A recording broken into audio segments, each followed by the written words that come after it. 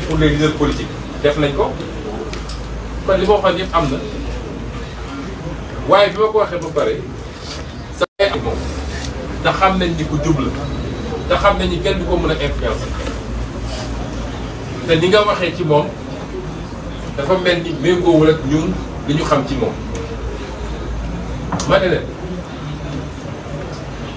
tey ñun dañoo nekk ci xeex te je suis désolé de dire waaye suñu principal adversaire ci xeex bi ci jamono yi ñu toll du Macky Sall c'est la justice. du Macky Sall c'est la justice ndax bu ngay annulé suñuy liste ci justice la koy jaare conseil constitutionnel moo annulé suñu liste ci lu dul dëgg ñëpp xam ko mu validé seen liste ci lu dul dëgg ñëpp xam ko kon justice boobu suñu adversaire politique la aujourd'hui bu buggee rendre inéligible benn opposant politique ci justice la koy jaare kaawu Khalifa Ababacar Sall ngi fi bu buggee sonnal opposition ci justice la koy jaare ci ay arrestation arbitraire kon justice boobu bu nangoo ñu gérer ko rôle boobu dafa war a nangu it moom ak keneen ku mu doon nag wax ji dafay leer fii dafa am Macky Sall di gouverner am ñun ñuy opposé wu ku mu neex nag nga ànd ak Macky Sall ñun amuñu ci problème mais na nga nangu ñu ne ci xeex bi ñuy xeex dañ lay dugal ci xeex bi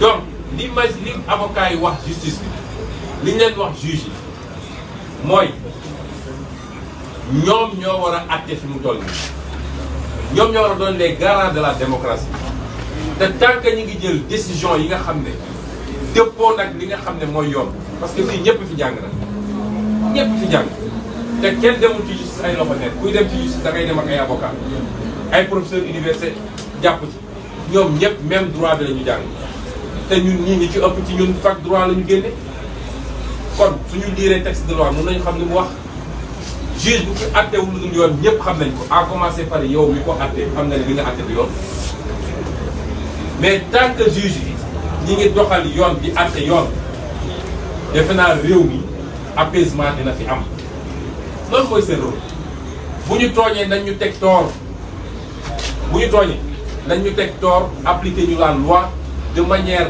claire et précise coow du am waaye bu loolu amul bu ñu tooñ te yàlla xam na ni tooñ nañ ñu tooñaat ñu te ñoom xam nañ ko magistrat boo ci wéetal mu ne la li xew fii du yoon li xew démb ak barki démb du yoon waaye tane na par rapport ak lañ daan def moo tax coow li bëriwul ndax sursis bi ñu teg de ci ku ñu jàpp fii sa buntu siège ci manifestation bu war a am à 4 kilomètres d'ici jàpp ñu la ngay manifester jàpp ñu la nga woote jàpp ñu la nga ñu jàpp la ci condition yooyu kidnappé la yóbbu la ba pare xotti sa orma député moo tax wax naa ko il faut porter plainte contre le procureur xotti sa orma député ba pare ñëw ne la ab sursis lañ la jox loolu du yoon waaye ku jàpp 127 personnes bàyyi 127 personnes les 124 nga ne amul sax luñ leen mën a teg ci ay faits ñun dañu naan justice mi ngi commencé jege liy yoon te bis bu ko jegee ba nekk justice boobu confiance bi am digganteem ak peuple bi dañ ko restaurer parce que ñoom ils doivent être au-dessus de la mêlée. li tax nag du ma sori ci loolu mooy xam naa ni am nañu rendez-vous yu bëri ci kanam ak justice boo leen waxee ci lu jëm ci lu rafet ñu ne dañ leen di essayer jël duñ ci sori waaye xam nañ ni rendez-vous yi ñuy xaar suñu diggante ak justice dina bëri parce que su dee ci la ñu mën a dëkk la ñu bëgg a dëkk dinañu jàpp ba sonn waaye dinañu bàyyi ba sonn xam nga 2011 Macky Sall bu ñu jàppee benn waayam defe naa mooy sous-alimenté boobu naan daf may assassiné bi ñu ko jàppee dafa ne woon na Ablaye Wade tabax ay prison yu bëri parce que ñoom ñëpp dinañ leen jàpp ñu delloo ko loolu dina yokk li mu am ci budget dina ko tabax ay prison waaye du weesu séjour une semaine wala 10 jours bu soobee yàlla kon wax nañu li tax ñu ne dañuy reporter manifestation bi li leen soxna Aïda Mbodj wax yëpp ay raisons yu valable la parce que réew mi ñaar moo fi nekk léegi benn fànn bi dafa am Macky Sall nga xam ne wéet na tey làqatu ci gannaaw police am ak gendarmerie parce que xam na ni askan wi won na ko gannaaw mu jàkkaarloog ñun opposition bi ñun yoruñu police yoruñu gendarmerie yoruñu gànnaay waaye lii suñu police suñu gendarmerie suñu gànnaay mooy askanu Sénégal le peuple sénégalais mooy suñu police mooy suñu gendarmerie mooy suñu justice mooy suñu gànnaay moo tax il faut ñuy dégloon teg askan woowu man waxuma kenn ci Sénégal askan wi laay waxal parce que askan wi moo dem ba xam ni lii Yewwi Askan Wi di leen wax lii mu leen di proposer mooy seen mucc donc man askan woowu laay waxal wootewu ma ndimbal fenn askan wi laay waxal askan woowu nag dañ ko war a dégg di ko déglu askan woowu dafa am lu mu waxtaan ak ñun ci fan yi soxna ay cité na ay secteurs yu bëri waaye ëpp na loolu mënuñu ko lim fii la ñu jot ñun ci ay message ay appel ay yóbbante ku fi toog rek ci ñun ay junni moo tax ñu ne faaw ñu dégloon teeg askan woowu moo tax li mu wax yeer ci njàng bi ci aji màkka bi ci tabaski bi ci liggéey bi léegi rek am na ñoo xam ne président Khalifa Sall président Habib ak soxna Aïda Mbodj ñoo leen doon recevoir bokk na ci ñooñu ay hommes d'affaires yu mag yu mënul tudd fii waaye fii lañ leen recevoir balaa ñuy commencé réunion bi lan moo leen andi woon wax li nga xam ne mooy seen inquiétude ci situation Sénégal ñooñu ñëpp ñu ngi leen di dégg moo tax ñu ne dinañu fomm waaye man damay wax ni loolu ay raisons la mais c'est pas les raisons fondamentales dégganteeg askan wi lu am solo ndax ñun bu ñu wootee ñu génn askan wi génn kon askan woowu il faut ñu may ko nopp waaye li gën a ñor ci li tax ñu ne dañu xoolaat doxalin mooy option stratégique nag du fii laa koy développé lépp mais naa ci wax lenn parce que suñuy militant ak askanu Sénégal yu ñuy dégg gis nga situation bi ñu dund li ñu ci mënoon am yépp am nañ ko ndax Macky Sall bi muy def lii muy def nii jàppul woon ni mun na jur lii mu jur ndax yàgg na fee éliminer ay candidature dara yëngatu 2019 daf fee éliminer ay candidature teg ko ci ay parrainage ak ay inéligibilité élection législative bi mu éliminer ay candidature élection locale bi du moins ñu ñëw dugg ci élection législative mu éliminer candidature ndax moom ni muy fonctionner mooy dinaa def li may def te dara du ñëw dégg naa 2021 février 2021 bi muy yëkkati complot mu ñàkk fayda boobu bi ko gars yi waxee daf leen ne nañ def li ñuy def te dara du yëngu waaye bi la bali safee daf leen ne tout est mystique dans cette affaire mystique bu jógee fan xam nga ñoom loolu la ñu gëm moo tax foog nañ ni lépp mystique la noonu la ko doxalee ci liste yi dafa gëmoon ni dina éliminer suñuy liste te dara du yëngu waaye defe naa tey jii la Macky Sall di gëj a éliminer liste ci Sénégal parce que élection législative ñun suñuy liste suñu ma dalal xelu Sénégal yi suñu liste yëpp ñu ngi en compétition am nañu liste nationale moom ay nit la ciblé mais am nañu une liste nationale mooy la liste des suppléants day def élection am nañu liste départementale sur les 54 départements 54 départements donc ñun suñu lépp ba mat bi mu toll nii lay woon problème am mooy Ousmane Sonko warul dem Déthié Fall warul dem Habib Sy warul dem Khalifa Sall warul dem Aïda Mbodj warul dem nu mu tudd Cheikh Youm warul dem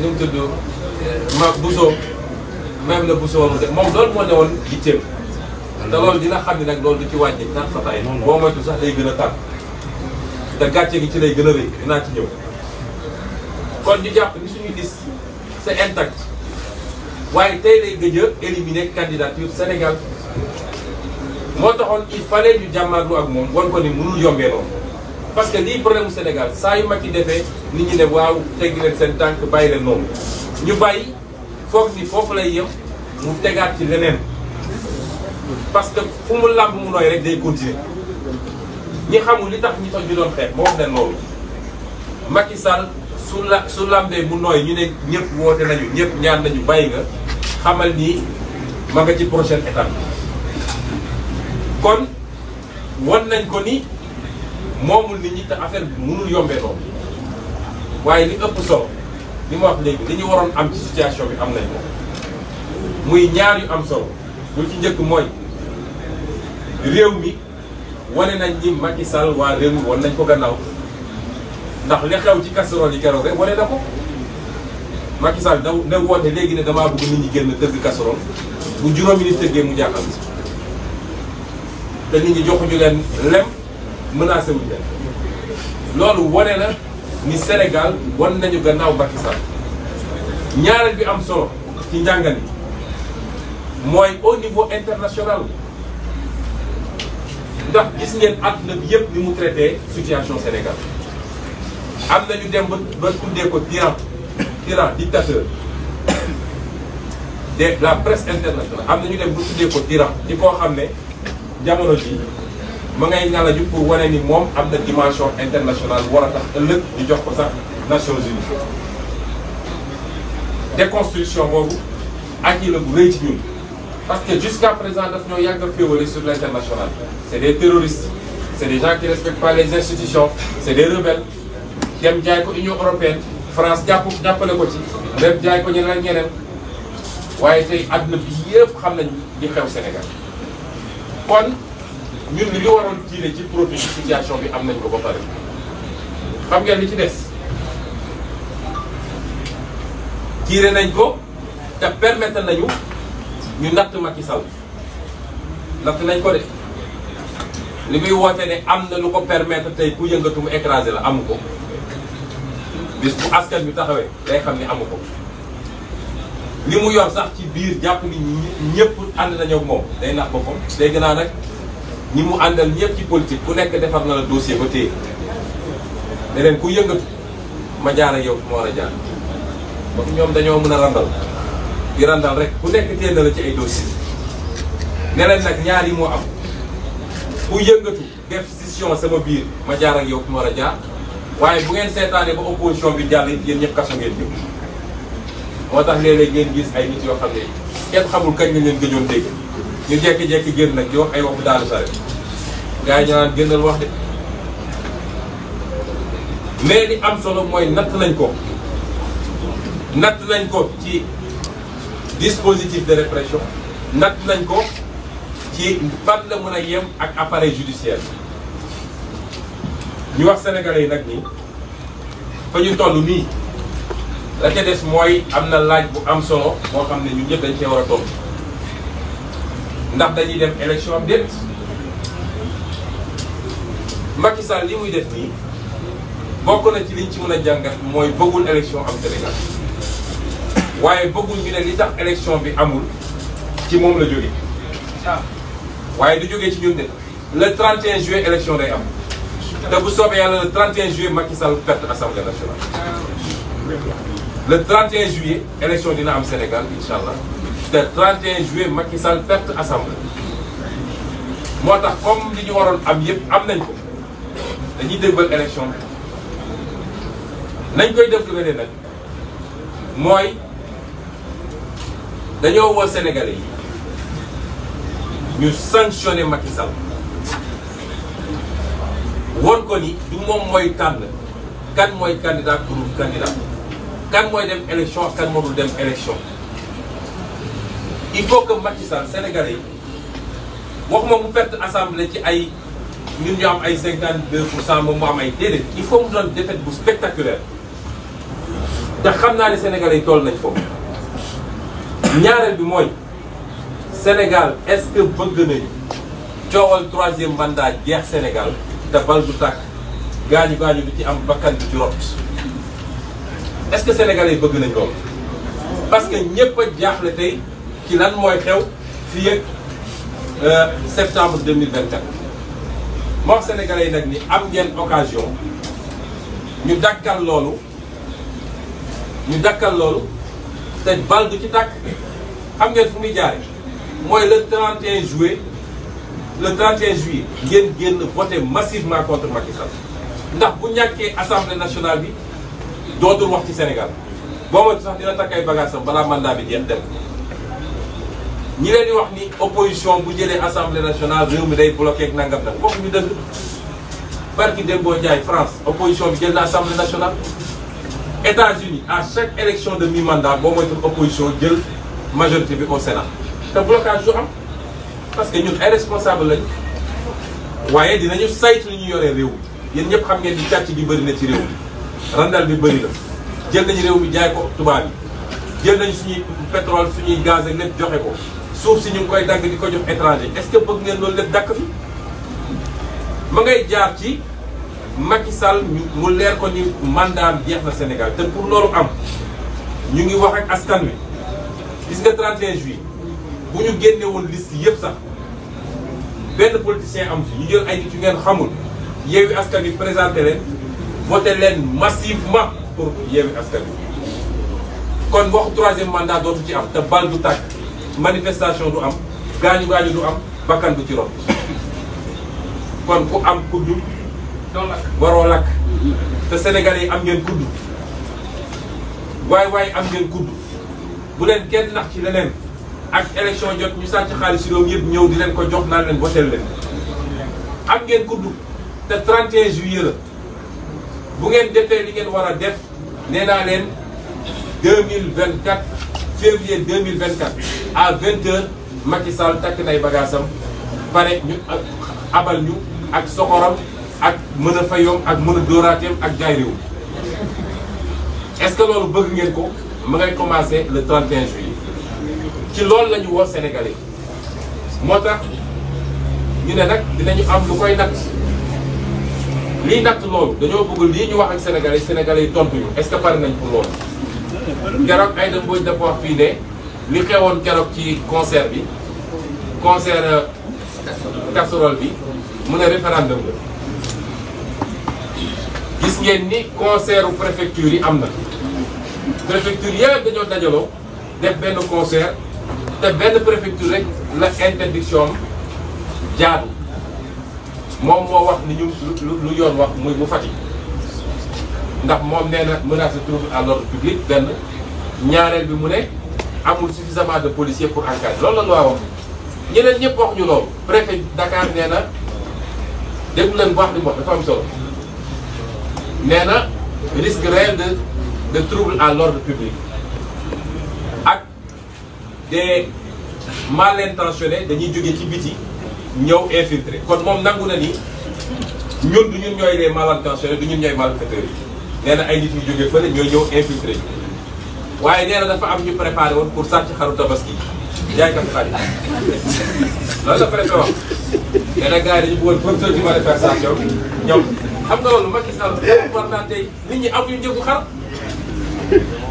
liggéeyul jàppalewul Sénégal ba nit ñi amuñu xar mu ne léegi suñu manifesté woon gars yi dañuy profité sàcc xar bu ñu tabaski ji comme ko sàcc xar sax amoo tabaski xam nga yàpp na kon ñoom def nañu seen concert d'interdiction ñu wax leen ñun lan moo tax du seen interdiction moo tax defuñu de ñu wax leen askan bi li ñu dégganteeg ñoom lañ ko bëgg a remplacer nag ànd ak mu doon benn référendum ci ñaari question yi ñu wax askan bi benn ñaari question yi ñu wax askan bi benn il faut que massivement askan bi wax ni le 31 juillet Macky Sall dina ñàkk assemblée nationale ci loo xam ne du am laam-laame du am contestation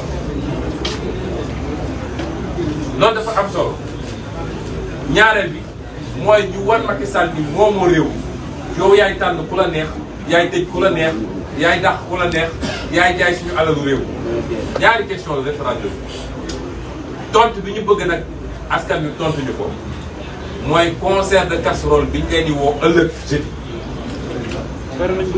ëllëg jeudi xam nañ ni pare ngeen bu yàgg ñii sax dañ ñëwoon nañ ko def tey waaye nañ ko def ëllëg moo gën suba sax tey lañ ci bëgg nag mooy li ñu amoon keroog dañu bëgg lu ko mat ñett parce que dañu bëgg mu doon message bu gën a forati ci Macky Sall te muy mujjanteelu concert casserole bu ñuy def suñu weesoo loolu dañu yeewi nit ñi ñu préparé ci seen tabaski te ñu jóge foofu dëgmal nag élection locale ndax xam ngeen ni fi ñu toll nii tey fukki fan ak ñaar moo des ci début campagne bi 12 jours dafa jot normalement bés bu ñuy tabaski bés boobu la campagne bi war a commencé xaw ma sax loolu ni ñu ko organisé. kon suñu paree loolu na ñëpp dem préparer seen tabaski te yàlla may leen xar ak lu ñu xottee ak yeneen ak yeneen waaye nañu préparer campagne bi kon gën ëllëg 20h jeudi suba 30 juin à 20h dañu bëgg ku nekk workshop sax na nga dégg casserole yi ak cornet parce que loolu ëpp sax solo li ñu doon bëgg a def muy manifestation yi. waaye ma daanele nag nii Macky Sall léegi li mu bëgg liy mbëbëtam ñëpp xam nañ ko ci Sénégal mooy 3e mandat. te jàpp na ni pour mu am ko il faut mu xeex ak ñun lu mu gën a gaawee. du Macky Sall moo ñuy tànnal xeex bi dina am de ma wax leen ko yéen ñëpp nag jeunes yi jigéen ñi mag ñi ndaw ñi xeex bi dina am. waaye ñooy tànn kañ la xeex bi dina am de ñaanuñu mu am nag te bu Sénégalais yi defee li ñu war a def le 31 juillet xeex dootu fi am waaye moom dafa bëgg ñu déclencher xeex bi tout de suite parce que nu ñuy gën a jegee 2024 mbir mi di gën a bon ci moom moo tax muy def provocation yëpp bu dee nag def na lu war a déclencher xeex bi suba na ñëpp préparé ñu xeex ko parce que mbébétam yëpp mooy nu muy def ba teg loxo ci leader yi nu muy def ci loxo fexe ba teg loxo ci leader yi am lu mu leen takkal pour préparer inéligibilité pour 2024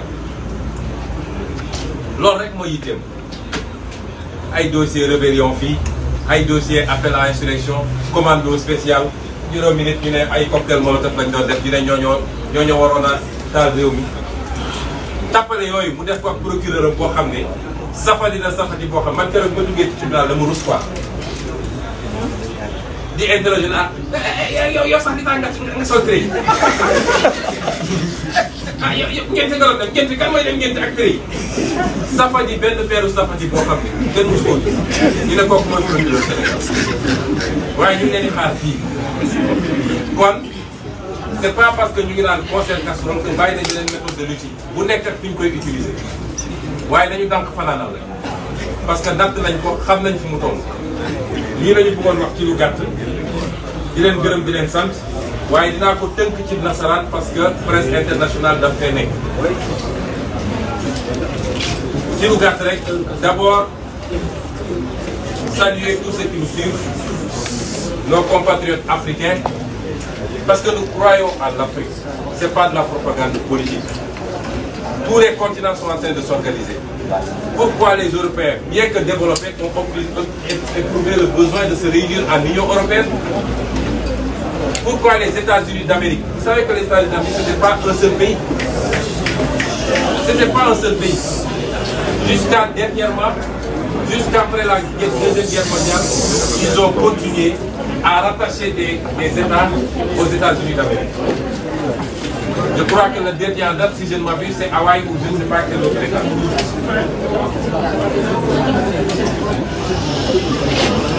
Donc, nous, Africains, nous devons comprendre que notre destin est lié et que les gens ont suffisamment travaillé à nous diviser et nos chefs d'État actuels ont accepté de jouer ce jeu-là, soit pour servir la France, pour servir d'autres intérêts, et pour servir de propres intérêts de famille. Et il est plus que temps que cela s'arrête. Je commencerai par présenter nos condoléances, parce que vous savez qu'hier, une pirogue a encore chaviré au large de Cap-Vert. Il y avait 100 jeunes Sénégalais, dont les 14 ont péri. Avant cela, il y a eu la catastrophe à Mérida, et nous exigeons l'ouverture d'une enquête sur le drame de Mérida, avec la participation de tous les pays africains qui ont un ressortissant qui a perdu la vie dans ce drame. Et nous présentons nos condoléances également aux familles. Mais ceci traduit l'échec de nos pays, de nos dirigeants. Pendant que Macky Sall est en train de s'afficher au G7, où il est le clown de service, parce qu'on l'invite, le Sénégal est le parmi les pays, les 25 pays les plus pauvres au monde. L'Afrique ne fait pas 5% de l'économie mondiale, on les invite au G7 pour colorier un peu. Et il est heureux de s'afficher en grand sourire avec ce qu'on appelle les grands du monde. Pendant ce temps, sa jeunesse est en train de mourir dans les océans pour rejoindre l'Europe parce qu'ils n'ont pas de travail ici. C'est ça la réalité de l'Afrique. Déplorer tout ce qui s'est passé dernièrement. J'ai vu un titre qui disait fort justement tout ça pour ça. Des arrestations arbitraires. Et sur les 127 qui ont été jugés avant-hier, les 127 sont rentrés tranquillement chez eux. Et ils ont essayé d'avoir des condamnations de principe pour 3 leaders. Ça, c'est la méthode de Macky Sall pour essayer de créer des conditions d'inéligibilité pour essayer de récupérer des mandats. Remercier les avocats qui sont beaucoup battus à nos côtés et qui ont fait un travail formidable et de manière tout à fait bénévole. Lancer un message aux magistrats du Sénégal. Vous devez rester digne et fier de ce que vous êtes. Ce n'est pas Macky Sall qui a fait de vous des magistrats. Quand vous commenciez l'école, Macky Sall n'était pas là. Il n'y avait que vos parents et Dieu. Quand vous gravissiez progressivement les échelons pour être ce que vous êtes aujourd'hui, Macky Sall n'était pas là. Votre destin n'est pas entre les mains de Macky Sall. Et vous avez prêté serment de rendre la justice au nom du peuple sénégalais. Gardez cette dignité face au peuple sénégalais, mais gagnez cette dignité face à Dieu qui vous a créé et à qui vous rendrez compte toujours. Et ce qui s'est passé hier et avant-hier au tribunal montre que quand une justice s'élève à la hauteur de ses responsabilités, elle peut être l'organe et l'élément stabilisateur d'un pays.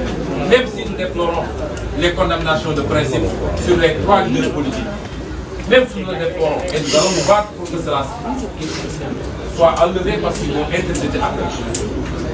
Mais lancer encore un appel à cette justice.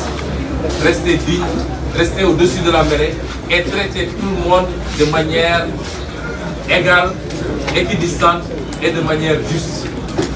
N'acceptez pas d'être les pions du régime politique corrompu et décadent de Macky Sall. Nous devons tous reconnaître que le Sénégal est un pays sous tension. Au niveau national, tout le monde en convient. Tous les segments sociaux, économiques reconnaissent qu'il y a ce pays est sous tension. Je disais tantôt que juste avant cette conférence de presse, nous avions reçu ici des médiateurs de la société civile, mais également du secteur privé, et qui ont tenu à exprimer leur inquiétude. Au plan international, tous les yeux sont rivés sur le Sénégal. Et tout le monde exprime ses préoccupations. Vous ne pouvez pas savoir le nombre de messages, d'appels, d'intermédiaires que nous recevons par jour pour nous parler de leurs préoccupations par rapport à la situation. Un pays qui est sous tension politique, c'est que ce pays-là a une opposition forte, vivace, qui fait face à un régime. Et un régime qui a des velléités dictatoriales. Autrement, on n'aurait pas été dans cette situation de tension.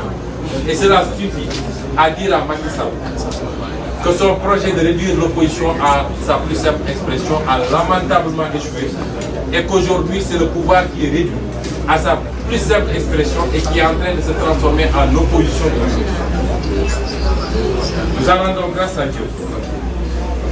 Les gens sont préoccupés, mais ils sont préoccupés par notre propre sécurité, nous les leaders de l'opposition. Nous sommes très sensibles à tout ça et nous remercions également les Sénégalais. Vous savez qu'hier, des gens sont venus passer la nuit devant la porte de ma maison. Je suis sorti, m'adresser à eux vers 22 h pour leur demander de rentrer tranquillement chez eux, que rien ne se passera. Et que demain, je sortirai, je circulerai. Parce que s'ils avaient bloqué le domicile, la porte de mon domicile cette fois-ci, je vous assure qu'on aurait eu beaucoup de problèmes. Parce que je serais sorti dans tous les cas. À 6 h du matin, un de leurs camions Dragon est venu se mettre devant ma porte.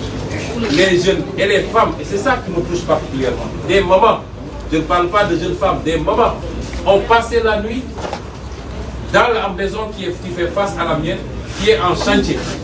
Je ne sais pas dans quelles conditions ils ont passé la nuit. Et je suis sorti hier vers 22 h pour les supplier de rentrer chez eux. C'est vous dire combien les Sénégalais, d'ici et de la diaspora, combien les Africains sont préoccupés par notre propre sécurité. On les rassure, rien ne se passera parce que Macky Sall n'est pas... On pense qu'il a perdu toute sa lucidité. Il lui en reste. Macky Sall n'est pas suffisamment écervelé, excusez-moi du terme, pour attenter à notre vie ou à notre intégrité physique. Il ne l'est pas. Mais ce pays est en tension parce que Macky Sall a pensé pouvoir instaurer une dictature. Et il se trompe de pays, il se trompe d'époque, il se trompe de peuple surtout. Parce que tous ces jeunes qu'il a arrêtés de manière arbitraire, tous ces leaders qu'il a arrêtés, il n'a fait que les déterminer davantage. Demain, on appellera une manifestation, ces gens-là seront les premiers à y être. Et ils ont démystifié d'ailleurs se présenter devant la justice ou se présenter devant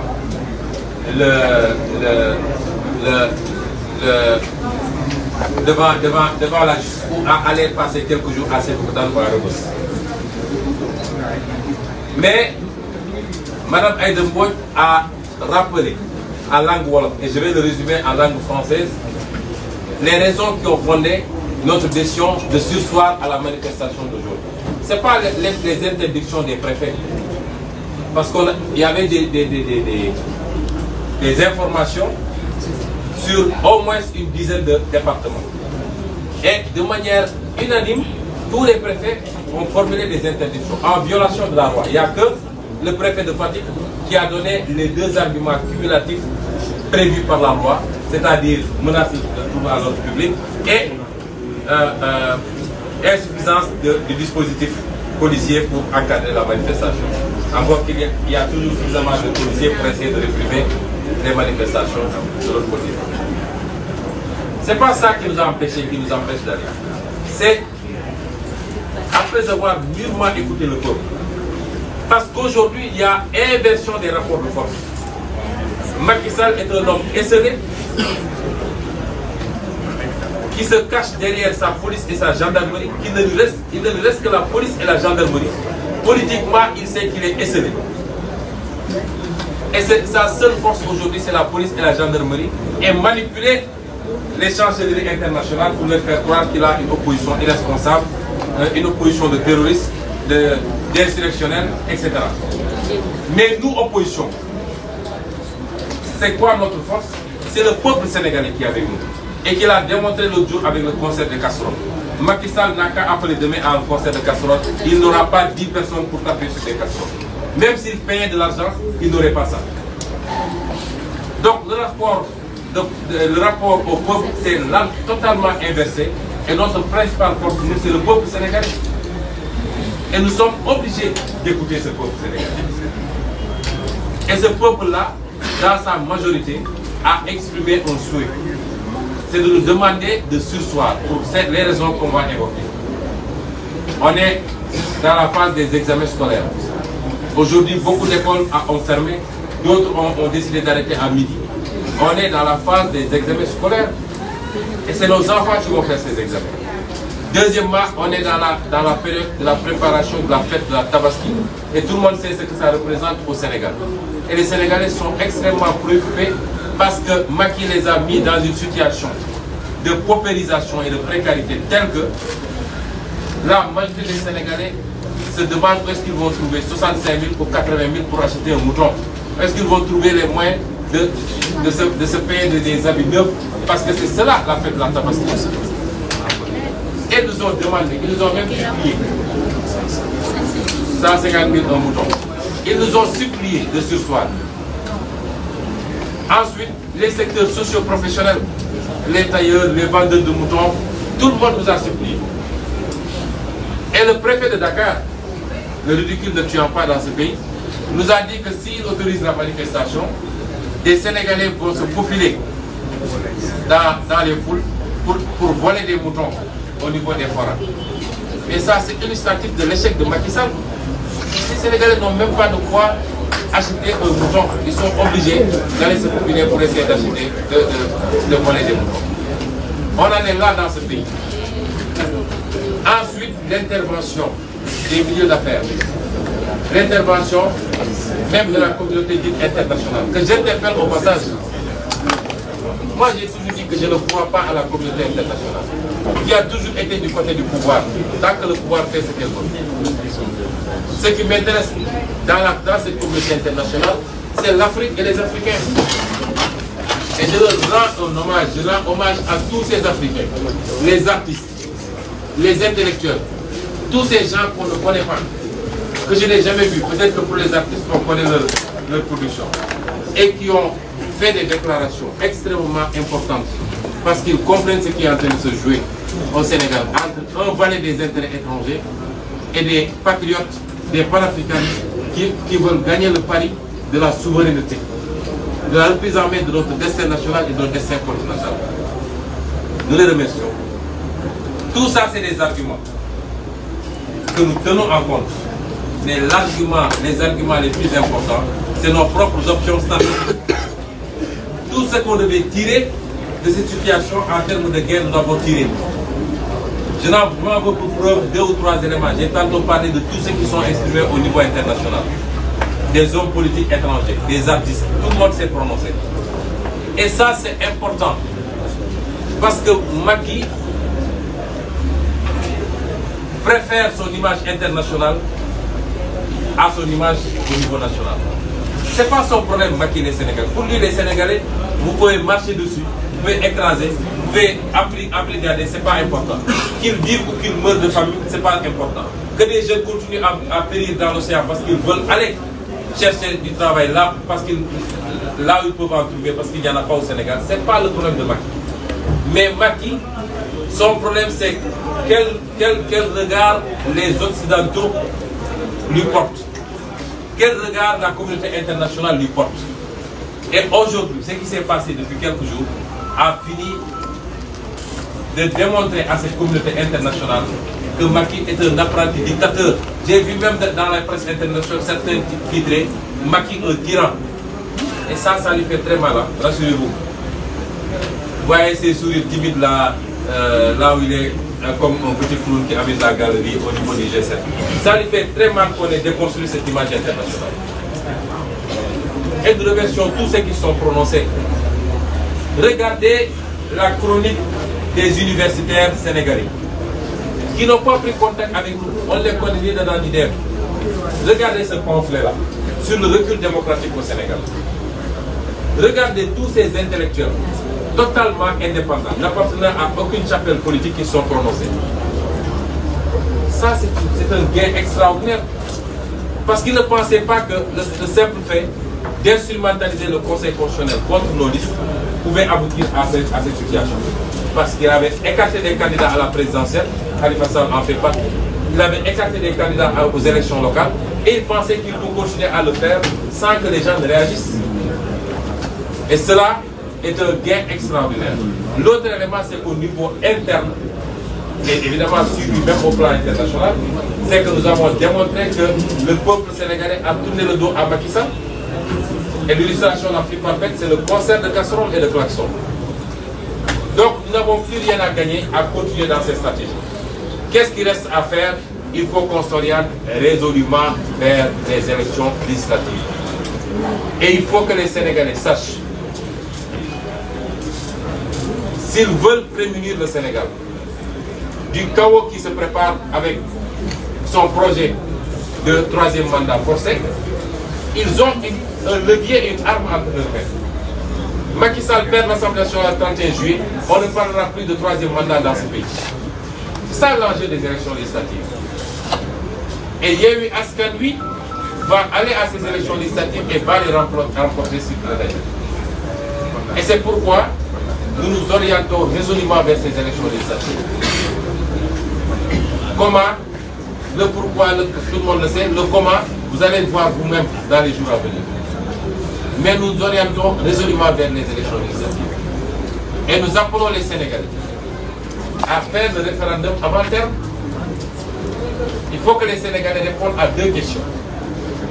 D'abord, qu'ils désavouent Macky Sall par rapport à sa gouvernance économique, sa gouvernance judiciaire, mais qu'ils le désavouent également par rapport à ses pratiques politiques malsaines tendant à instrumentaliser la justice écarter les adversaires politiques. C'est la première question à laquelle les Sénégalais doivent répondre. C'est un référendum. Et la deuxième question, c'est que les Sénégalais disent oui à Yewwi Askan Wi, que le 31 juillet, Macky Sall va perdre l'Assemblée nationale. Et le moyen d'expression pour ce référendum, ce n'est pas d'aller voter. C'est le concert de casseroles et de klaxons auquel nous convions tous les Sénégalais. Demain, à partir de 20h, et cette fois-ci, pas pour 10 minutes, pour 30 minutes.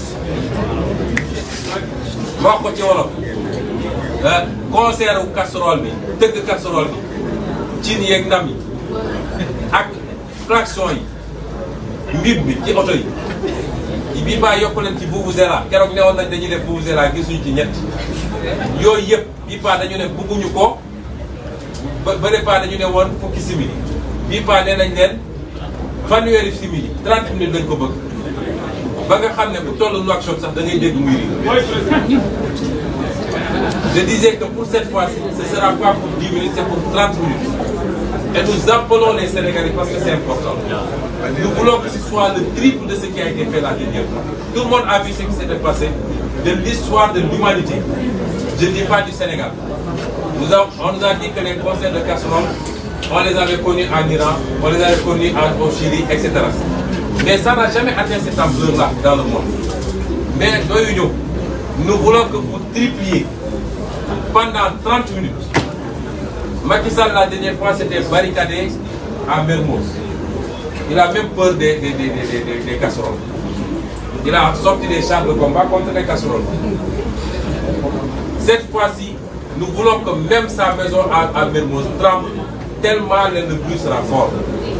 Si vous le faites demain, nous aurons la satisfaction et la certitude que le 31 juillet, on ne parlera plus de troisième mandat au Sénégal parce que Macky aura perdu l'Assemblée nationale. C'est ça le message que nous voulons. Et c'est ça les directives que nous donnons aux militants, parce que nous pouvons le faire pour les militants, mais c'est l'appel que nous faisons aux sympathisants et à tous les Sénégalais. Je veux dire également que ce n'est pas parce que nous avons opté pour ce moyen que nous avons abandonné tous les autres moyens. Je veux dire aux Sénégalais et aux Africains que la confrontation avec Macky Sall est inéluctable. Mais nous ne laisserons pas Macky Sall choisir le terrain et le moment. C'est ça qu'il veut. Toutes les provocations qu'il est en train de faire, c'est pour nous amener à déclencher les hostilités tout de suite et maintenant. Alors que nous savons que plus nous nous rapprocherons de 2024, plus il sera en position de faiblesse. Et c'est pourquoi nous disons, tactiquement, nous ne déclenchons pas tout de suite, sauf à ce qu'ils franchissent la ligne rouge. C'est-à-dire les complots qu'il est en train de manigancer avec son procureur insipide, incompétent. J'ai jamais vu un procureur aussi plat de ma vie. Les complots qu'il est en train de manigancer pour se lever et dire je vais emprisonner Ousmane Sonko. S'il le fait, il aura la confrontation qu'il faut. Et c'est valable pour n'importe quel leader ici présent. Mais en dehors de ces cas-là, nous avons la possibilité de le battre sur notre terrain et nous appelons tous les Sénégalais à s'organiser, à s'orienter vers cela. Je ne pourrais terminer sans réitérer notre soutien absolu aux prisonniers politiques qui restent dans les geôles de Macky, c'est-à-dire Cheikh Abdou Bara Dolly. Nous avons entendu des gens dire que nous ne sommes pas solidaires. Nous sommes largement solidaires. Parce que ce qu'on a fait pour nos détenus politiques, c'est ce qu'on a fait pour lui. Quand il y a ces situations, la première chose qu'on fait, c'est de commettre des avocats. C'est de commettre des avocats, c'est une bataille politique. C'est de dénoncer et d'exiger la libération des détenus politiques. Nous l'avons fait largement. C'est d'aller rendre visite. Nous ne l'avons pas fait parce que nous étions dans les situations que vous connaissez. Il n'y a aucun de ces détenus politiques à qui nous avons rendu visite pendant ces 11 jours-là. Parce qu'il y a des moments où mieux vaut rester dehors pour mener le combat. Et c'est ce que nous étions en train de faire. Évidemment, dans les jours à venir, dans la semaine même, nous irons rendre visite à Cheikh Abdou Bara Dolly. Je tiens à dire que Cheikh Abdou Bara Dolly est un otage politique de Macky Sall, mais il est notre tête de liste pour le département de Macky. Et nous souffrons des supplices qu'il est en train de subir de la part de Macky Sall. Nous mènerons le combat selon les formes qui s'adaptent jusqu'à sa libération jusqu'à son élargissement, parce que c'est notre camarade. Il ne faut pas que les gens jouent à cela, il ne faut pas nous mettre les uns contre les autres. Maodo daaneel ci wax ni ñu ngi conférence des leaders bi yëpp nag ñu ngi apporter suñu soutien à Cheikh Abdou Bara Dolly di wax ni prisonnier politique Macky Sall la ni ko ñuy nekkee te lépp lu xeex bi laaj dinañ ko def ay nit a ngi essayé féewu leen ne ñun dañoo seetaan Cheikh Bara Dolly déedéet fii kuñ fu mu sa jàpp ci ñun li ñu njëkk a def mooy jël nañ la ay avocat parce que xeexu juriste la d'abord ñaareel bi la ñu war a def ci police def nañ ko ñetteel bi def nañ suñuy déclaration fi ñu ko war a defee dem seeteeg ñàkk a seet dafa fekk ñu nekkoon ci ay xat-xat ñun suñu bopp ci ay xeex yoo xam ne ñu ngi koy xeex te dinañ ko seeti ut nañ ñun ñëpp autorisation bu soobee yàlla dañ ko seeti waaye may fàttali ni Cheikh Abdou Bara Dolly otage politique Macky Sall que mooy suñu tête de liste ci département de Mbacké kooku ñun mënuñu koo seetaan mënuñu nag à chaque fois bu ñu nee jàpp nañu nit ñu ne nit ñi génn leen ñu taal réew mi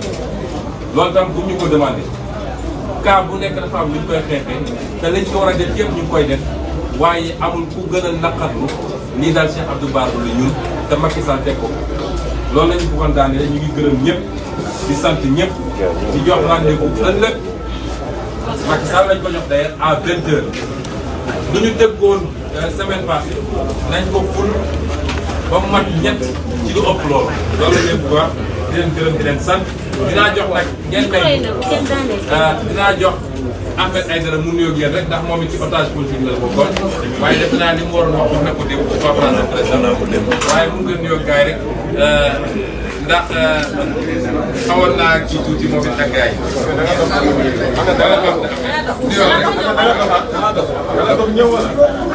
ñëw fii dafa xaw a sori géej waaye mais bu ma nee doxal naa dafa naa rek en tout cas sant nañ presse bi yëpp.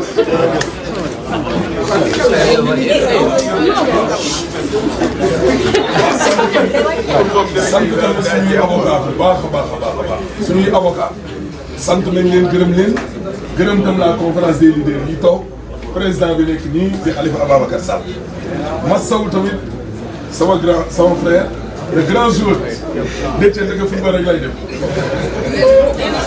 waaw en tout cas ñu ngi sant ñëpp daal di gërëm ñëpp ak di xamal ñëpp daal président Sonko wax rek ñun ñëpp moom lay wax pour tënk lépp li mu wax loolu lañ wax.